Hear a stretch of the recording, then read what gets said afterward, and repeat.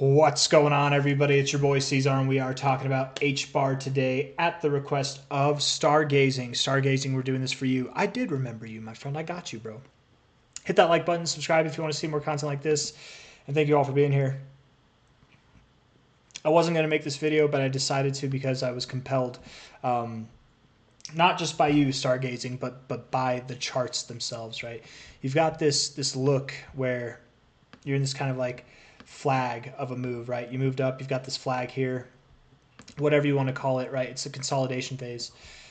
And there is this look of bearish divergence on your daily time frame, which has had me concerned that HBAR could move back down below 16 cents, maybe even as low as 13 cents. It's had me concerned that you could do that. And I still think it's not impossible, sorry. It's still important to address that as a possibility, because not only is that where your divergence started, right, from high to high here, started here, but that's also right around your 382 area, and it's extremely common when you move up in a strong move to pull back to your 382 and continue from there, right? It doesn't seem that significant, but whenever we talk about the 382, like when we look at it, we look at the chart, it doesn't seem that significant, right? It seems like a little bit compared to the lot of upside you had. You're moving a little bit down, and then you move back up. It's not that big of a deal. But when you're sitting at 30 cents and that little downside that we're talking about is 16 cents to 13 cents, that's a pretty big move down, right? That's kind of scary. I want to offer potentially a different perspective here, okay? Maybe, perhaps, and as perfect as this bearish divergence looks on the daily time frame, perhaps it's not bearish divergence after all, right? Here, I want to go back in time. Let's put the replay button on, okay? Let's put it back right here. We're going to put it on right there, okay? With the chart that we have available to us right now, is this bearish divergence? To me, there's no denying. There's zero denying at all that higher high here, lower high there, this is bearish divergence. Absolutely it is. So if this is bearish divergence here, right, this high is lower than this high, that's bearish divergence there, which absolutely it is. There's no denying it at all. We're going to exit replay mode. Then that would imply that if this high here is higher than this high here, where this original divergence formed, you've got a higher high here, and you also have a higher high in price. Maybe it's not bearish divergence. Maybe you do not have bearish divergence between high to high here. Maybe you don't need to go all the way back down below 16 cents. I don't know if you do. You might, and I think it's important to address that. That's why I've spent all this time kind of like beating around the bush to get to this point here, but I don't think that you do. I think really what you've got going on is you've got not dramatically, but significantly lower lows. You've cooled off in your RSI, you've got lower lows while maintaining higher lows in the price. That's what they call hidden bullish divergence. Look it up, hidden bullish divergence. It's when your indicator has lower lows, but your price has higher lows. If it doesn't say indicator, it might say oscillator, but whatever. Most indicators are oscillators. Holding the 60 for support, which is what you've done, is actually a really bullish thing, you guys, really bullish thing. Lower lows with higher lows in price, it's also a bullish thing. It's not really bullish, but it's bullish. Finding support at previous areas of resistance, also bullish. So you've got more bullish things going for you. And this is what I mean when I said I was compelled to make this video, because I think a lot of cryptos are on the brink right now. And when I say on the brink, I mean within the next 3 days, we're going to see things start to move up again. We're going to get out of this consolidation phase. And I'm not talking about HBAR, I'm talking about crypto as a whole. Over the next 3 days, I think we're going to see some cryptos move up, and HBAR might be one of those, right? The daily RSI gave me a little hope with this lower low stuff, this hidden bullish divergence stuff.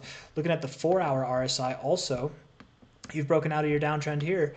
If we take a high and we connect these highs here, you've broken out of this downtrend, right? Even if you want to like move it a little bit, right, to here, you've still broken out of this downtrend. You look right now in the 4-hour like you're charging up to this overbought zone, which means you're turning the tide, right? Look at this high. Look at the high in the RSI, the 4-hour, this downtrend that you broke. This high started right here at the high of the move where the consolidation started. So if you're breaking out of the downward trend in the RSI, which began when you started consolidating in the price, I think that means that you now are getting ready for something different than what you've been doing here. And that could be to the downside or that could be to the upside, but I don't think it's going to be to the downside, so I think it will be to the upside. You're at 30.59 cents now.